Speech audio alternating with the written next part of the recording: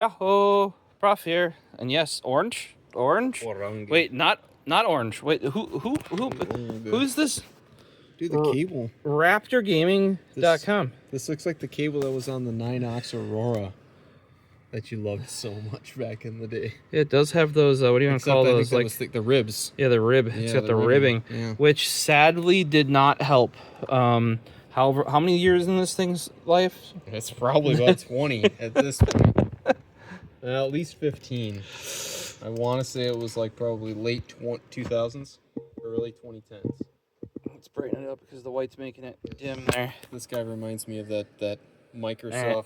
So for those running, we got Squares here. Microsoft. And yes, he looked super blown out because I have to adjust the brightness for being on this white desk here. So what we have here is a gem. I spent so much money on this mouse.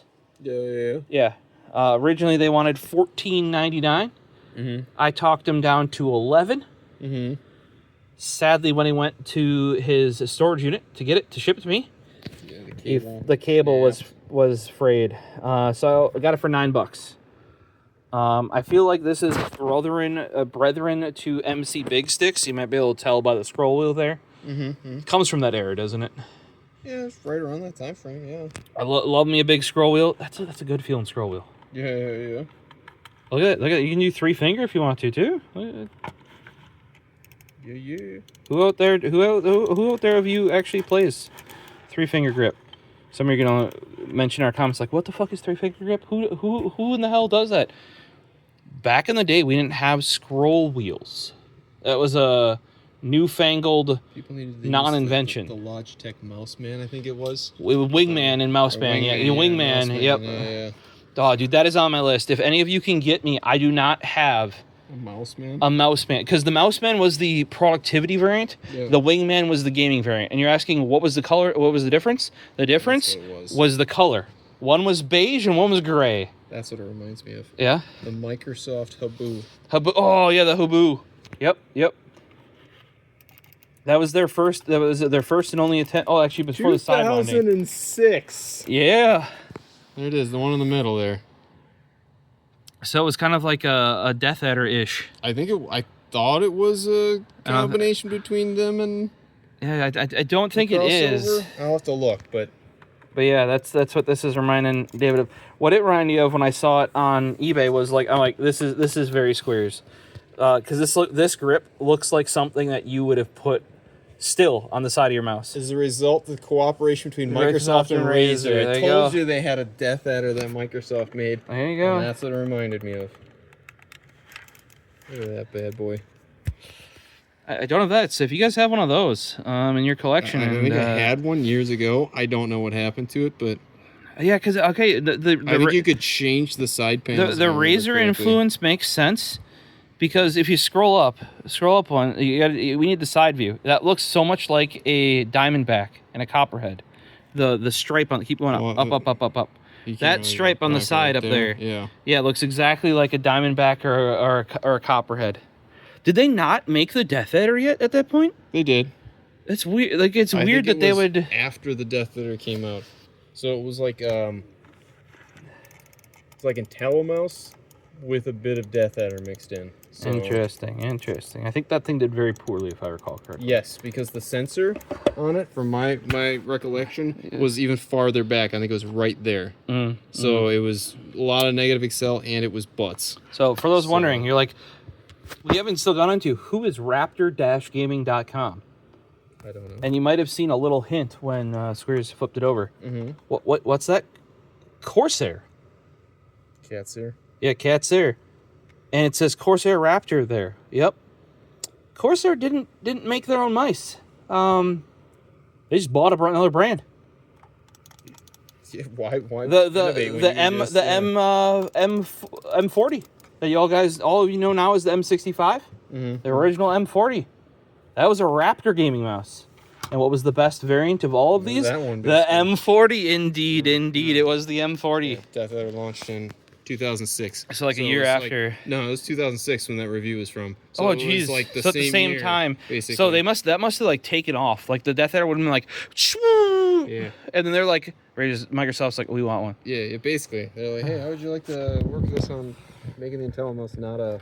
Shape-wise, the thoughts on this guy? I think it's a decent shape. No, it's actually very good. For those wondering, the soft touch here should be sticky. I think he must have done whatever treatment you do on it to make it not sticky. Because it's just hard. It's not... It still has some of the it's not like that's there for it. So he could have just taken like alcohol or whatever. And yeah, alcohol is not enough though. You need that chemical reaction that like nullifies it. This reminds me, though, shape-wise, of the what was that mouse we loved back in the day that Razer made? That Copperhead. No, not the Copperhead. The Ergo one.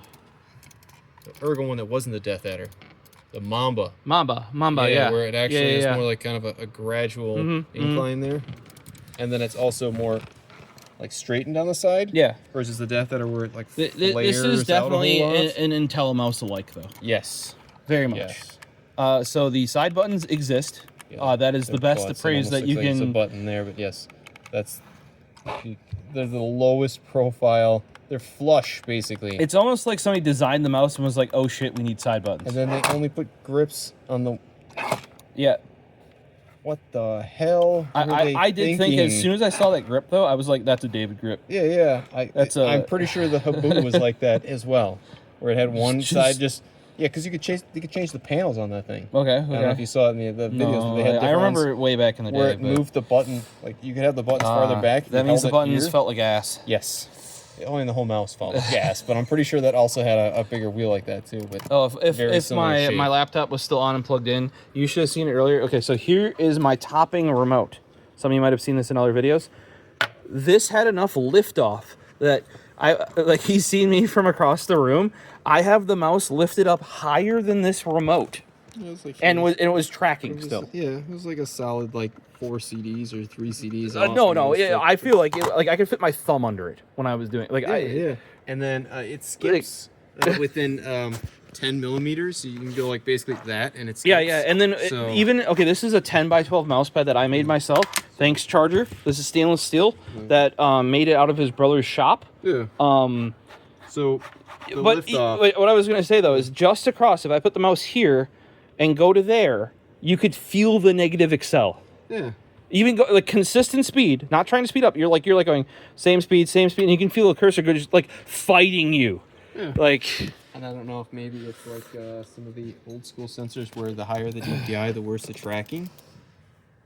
The cooler master like that too, like that Zornet I was telling you about. Yeah, if you use I think it was 4,000 DPI, you only had 2 meters a second tracking, so you wanted to run it at 400 DPI. So maybe it's like that where you have to run it at 400 DPI. Yeah. All I know is I went like this across the thing. I saw it skip immediately. And that was even with a decent mouse pad. Yeah, so I want to say... I say decent. That QCK Hard is the worst mouse pad SteelSeries ever made. But I want to say it has more tracking upwards than it does left or right. So, amazing shape, but truly...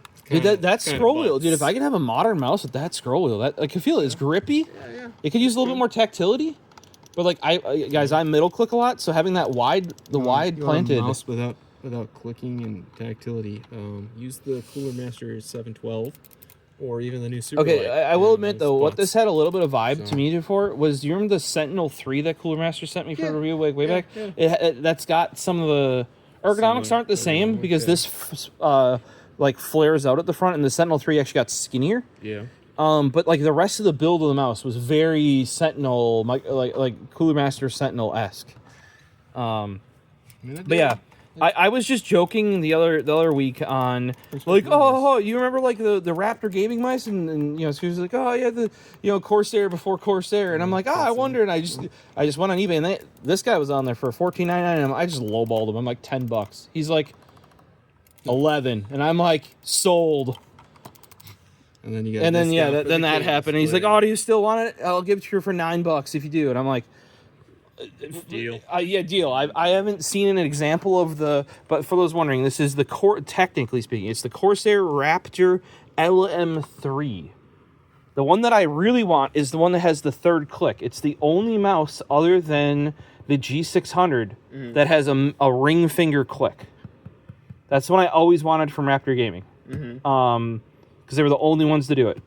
I think it had a shit laser sensor though too. Yeah.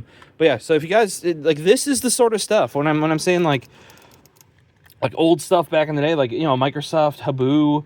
I need some like the OG Death Adders. We're looking at like the EC. Diamondback. Yeah, OG Copperhead Diamondback. Great. You know, even if they're a little gooey like this guy is, like, am I gonna pay a bunch for them? No. If you guys are like, hey, I got one, if you pay shipping, we'll add it to collection. I'll be like, we'll make that work. The Logitech MX300 to 310. Oh, dude, if somebody can get me a what was that? The G1 or G1 and a G3. G3. Oh, laser one that had buttons on both sides. It had the buttons on both sides, but the G3 had optical. I'm pretty sure the G3 had optical, because the G1 became the G100, and they never made a 100 series G3. Like, G3 was the, if you guys want the G1 but with side buttons, because until they made that G Pro, it didn't have side buttons. It had side buttons on both sides. Yeah, that's how most were back then. Yeah, I'm just saying. I was kind of like, I think I bought that one. Yeah. I don't know what happened to it. It probably got destroyed. And for you guys wondering, I lost much of my collection back then. I was reviewing because, like, old. It's old. Like, I'm just saying, like, back then, that's when SteelSeries was sending me stuff to go through before release. You know. So that was the one to get back in the day, because people were like, oh, I love the G1 shape, you know, and then you know, like, for the longest time, and then we got the G100 and the G100S, which were, you were running those for a while. You ran the G100S. I swear you did. Who did? Somebody I knew ran one of those. Either way, the G100S was basically just a sensor. Shape was goated, though. Yeah, it's just a sensor updated G1, but whatever everybody wanted, they never made a G3. Well, they did make a G300S. Yeah, but it wasn't a completely different shape. Whereas the G3, the G3 had a DPI button like this, but then it had a back and a forward on the sides up here. It was like the G305 shape, but it was more squared off at the top. I remember that. Yeah, well, it's the G1/G100/G100S. And then the sides weren't rounded. Yeah, they're straight. Flat, basically. Yes. Because it was based, that shape, the G1 shape was based on one of their, like, old school Logitech, like, they're like not productivity, but they're like just like basic office mice shape. Yep. And they're like, oh, we put a gaming sensor in it. Yeah. And that's back when they had the little logo on the back, like the circle one. Yeah, it's the palm or whatever that was. Yep. So that's the sort of stuff that like a long time ago was in my collection. Gone, because I switched to a trackball guy. Yeah. Pretty sure I had like 2 or 3 MX 500s. So around, but yeah, had to pick this up just to get the history of the Raptor Gaming. And no, it's not a line from Corsair. It used to be a completely separate company making actually like decent products. And then Corsair's like, nom. And their product line just went. What do we got now that they make? M55 is pretty decent. Those are right, yeah. The what's the one that you just bought? That's the M55 wireless that you just bought. Yeah. So the wired M55, good shape. Wireless M55, good shape. By the way, stop having the same model with goddamn different shapes. One should be the M55, one should be the M56, because 55 is a very skinny, like, kind of long one. Do you remember that one? It's like a Logitech G305 knockoff, but no, the one you're talking, that's still M55. That's the wired. That's RGB, I think, though. That's the M55 RGB. I think they now have an M55 and an M55 wireless. Yeah, was that the M55 Elite or the Pro? Like, it might be an Elite or Pro or. I think that one is the Sabre. No, not the guitar. They did that though because they had the car XT Pro and. It is the guitar. It is the Guitar Pro wireless, and then they have like a Guitar Pro wireless that has like Omron clicks and not crappy Kales, and then now that's the M55 wireless. So pro tip, Corsair. In my opinion, when you have a shape, that gets a designation. Nothing else gets that designation. What's that? What's the model that you have that's yellow? The Cyberpunk one that you like? That's a Sabre? No. Oh, you mean that's the M75? Yeah. M75 is decent. Yes. But buy the Air one, not the brick. Yeah. Unless you want it for office use, which then buy the brick, because then you get Bluetooth and you get DPI changing, which you couldn't possibly put in the Air variant. That would be completely ridiculous. The button is for on-off. and Bluetooth, Elliot. They're also trying to mimic Logitech with 1 DPI. All I'm saying is Sony managed to... Okay, so here's something that I didn't mention about the Sony guys. Check out my Sony Mouse A review. I want to do a follow-up. Pull around. Push the button to change DPI. No, it doesn't change DPI. What does it do? Even better. Change profile. Well, okay. And you know what that means, though? I can bind different hertz. For different buttons, different hertz, and you press different thing. Correct. Yes. So what I can do is gaming. I want my 8K. Boop. Okay. Right for 400 DPI, I want 8K. Like, desktop at 1600. Boom. Yep, I want 1000. Boom. Oh, I need to. Yep. Turn it off. So I would argue that profile changing, if you can set all those things independently per profile. Bluetooth though. I don't think. I don't think it does. Yeah. The original Bolt did. M75. The original Bolt did have Bluetooth. Yeah, but that probably had a different button. And I probably had a DPI button on the top. But I'm just saying, like, actually how they implemented, like, I was bummed that the Mouse A didn't have DPI changing until I realized you could use profile changing effectively as, like, a more powerful DPI changing, which is kind of cool. And they, by the way, they do not allow DPI changing. Like, there is no toggle, there is no cycle, there is no... You can only cycle profiles, which is weird. Yeah, a little bit. But, hey, it works. Sony might need to work on their configuration, I guess. Oh, by the way, here's the cool thing about Sony, though, guys, too. They have a desktop application. And a web browser. And a web browser, both of them. So you can do it however you want to slice it. I don't know if this one has any software. Dude, I want... Might have. At one point, people like hunting it down. Oh, you know me. I'll probably find it. Yeah. I'll probably find that shit. But I want something to use that scroll wheel again, man. That is a scroll wheel. Put some more tactility in it, like, because it's just kind of like gravel. It feels gravelly right now. I think you just need to go back and play Half-Life 2. Because that's about the era that it's there for. Dude, a 3-finger claw grip on this on this B, man. Maybe a little Counter-Strike source. Yeah. While you're at it. And, You guys, with this though, if you're wondering whether we're like, if you play low sense and plan on lifting, make sure you lift like. Maybe it doesn't like the color of your mouse pad. Brown. Yeah, maybe it likes black surfaces. Okay. That could be. But either way, I thought it was cool to share. Hopefully, we can pick up some more of these if they pop up on the eBays for cheap, or if any of you have it and want to contribute to the collection. I think I shared a picture of my 2 shelves now that are they're like full. Like I'm gonna actually have to start making custom storage that's more optimized to. You need a separate channel, where it's just vintage mice reviews with prof. Yeah, I don't think that would do. I mean, like, to be truthful, you know, here's the thing. I probably have videos now that are old enough that haven't been released that could be vintage, but they would be like new because I just haven't released them since 2015. So we're a bit behind on the backlog, guys. That's why you're like, this is oddly the same month, but 2 years ago. Yep. Don't worry about it. There. They get published eventually. Yep, eventually. That WASD V2 review, it's come. It's edited. It just wasn't rendered. Still working on that. Sorry, WASD keyboards. So terrible, dude. I remember you told me about that like 10 years ago.